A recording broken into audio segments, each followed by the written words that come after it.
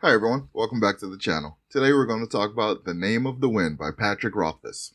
This will be my non-spoiler review for the first book in the Kingkiller Chronicles. So if you haven't done so already, please subscribe to the channel and like the video, and let's begin.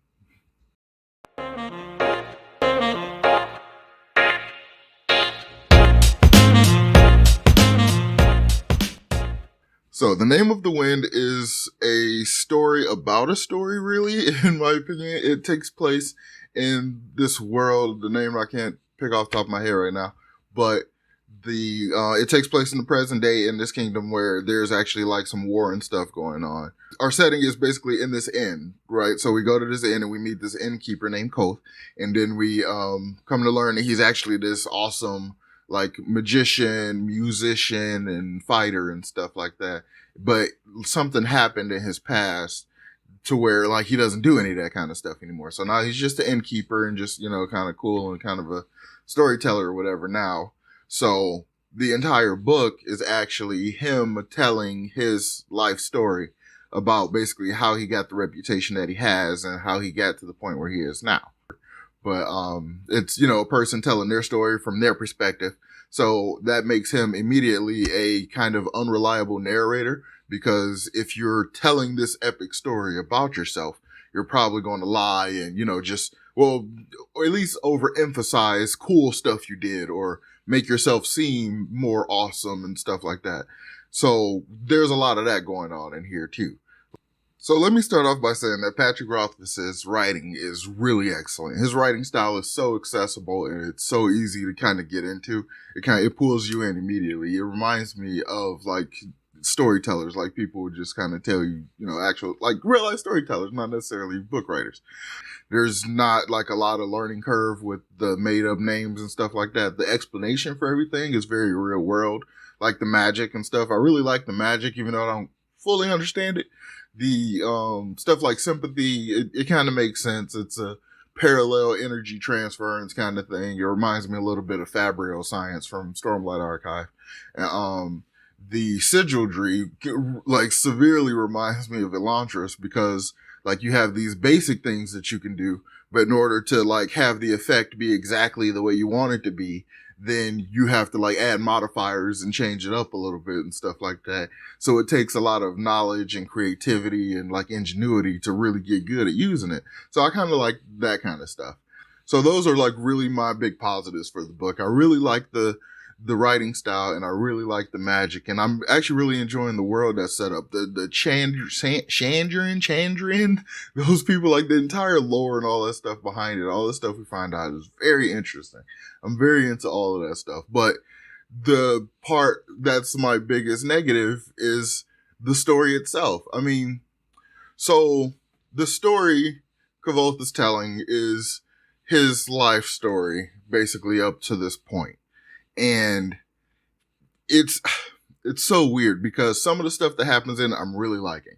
Like I liked the beginning and stuff when he, when his parents first die and he like met the curly haired guy and stuff, and was basically in the woods by himself for a long time and learned how to play. I guess that's why you could probably call The Name of the Wind easier, because he was able to play the sound of the wind in music. So he has this like understanding of it or something like that. But, so he basically becomes homeless and he's alone and all this stuff. He's living in the forest and he basically almost died.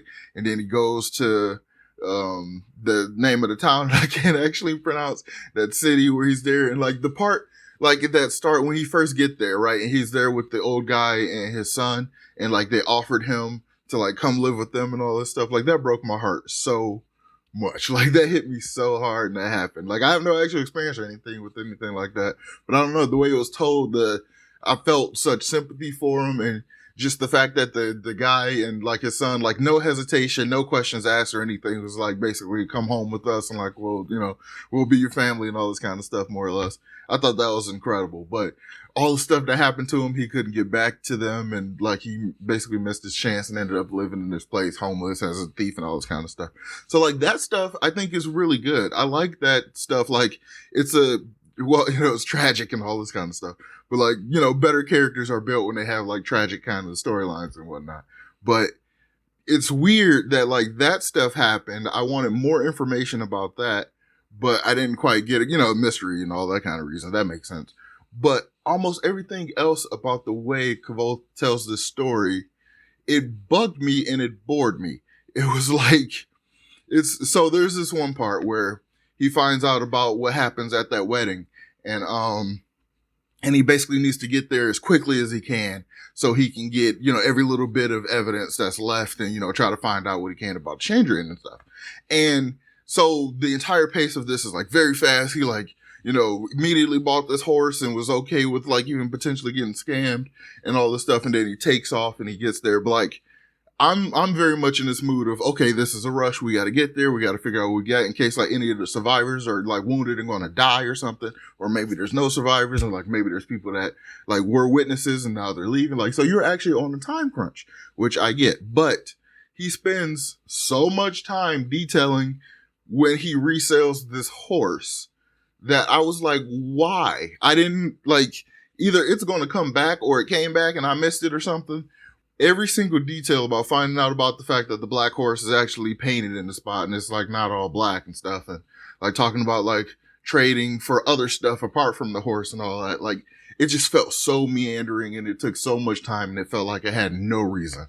Like it bugged the crap out of me. And that happened so many times.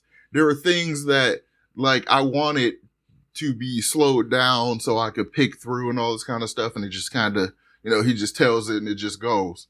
But then there's other stuff that feels very minute and and innocuous that you can easily just, just get out like, okay, I had to resell the horse and then I continued on to the city or whatever. Like it could be said in a couple of words instead of like 3 pages. I don't understand it. So that was the primary reason why I struggled getting through this. Like I barely finished it. Like I got through it, but I stopped so many times and didn't really care to like start back again. Like I stopped reading because I read the ebooks. So like I clicked off of this book and went to Bones of the Past by Drew Hayes and started reading that book. Like, cause it's so weird because it's like, I want to know what's going on in this world. But if I was one of the people at the end listening to Kavoth tell the story, I would have ADD'd away and walked somewhere else and went and like just did something else. Cause it's, it's like, I get that that's kind of the core of the story. He wants to do this long form, telling the life story of this person, how he got to this point and like, cause basically, mild spoiler for the ending, but I'm not even sure if this is truly a spoiler, but we find out like his assistant at the end wants him to like tell these stories and stuff so that he can remember all the awesome stuff he did and it'll like motivate him to get back out there and like help deal with the war that's currently going on or whatever. And so I kind of get that. And I imagine at some point that's exactly what's going to happen. And then it's going to switch to present day and like we're going to get like a regular, battle or something like that. Maybe the story is him telling all of this. I don't know.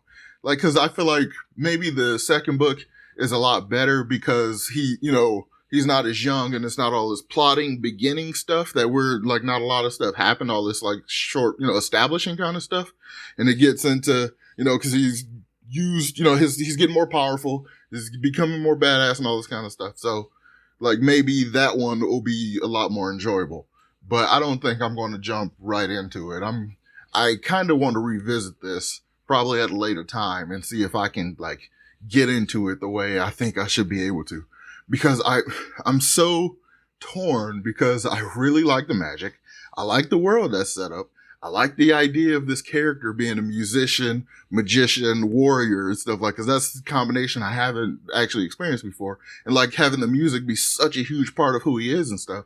Like I haven't read anything like that. And it would make me actually think like a graphic audio version of it probably would do some good stuff with music cause they do really good stuff with the music in Stormlight. It leaves me so torn because I want to like this book. And I like so many pieces of it, but the biggest piece of the book, I don't like. Yeah, this book has me really, really torn. Like, I don't know how to really feel about it. I haven't come up, like, normally when I read stuff, I either immediately kind of get into it and can just go all the way through, or I'll just get bored within the first few chapters and just kind of let it go.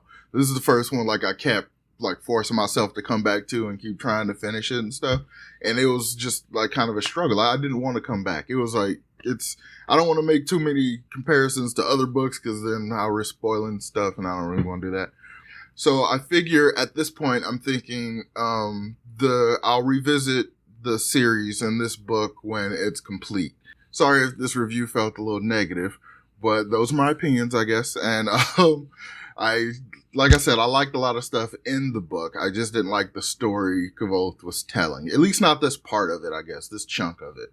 So maybe it'll, when I come back to it, I'll like it a lot more. Who knows? So since I'm not really caring for it a lot, but I know that there is a good amount of Kingkiller Chronicle fans out there. So in this video, I want to do something a little different. Leave me a comment down below of something in this book, in the first book, that like kept you going. Like, what was something that you really liked about it that made you like, oh, I gotta keep going? What about it like made it such a page turner for you and like to finish it? Like, basically help me. So like convince me in the comments to give this another shot much sooner than right now. Because my plan is like maybe the end of 2021 or something. Because right now I'm kind of done with it. So, all right. And thanks for watching. Please like the video and subscribe to the channel if you haven't already. And I will talk to you guys next time. Peace.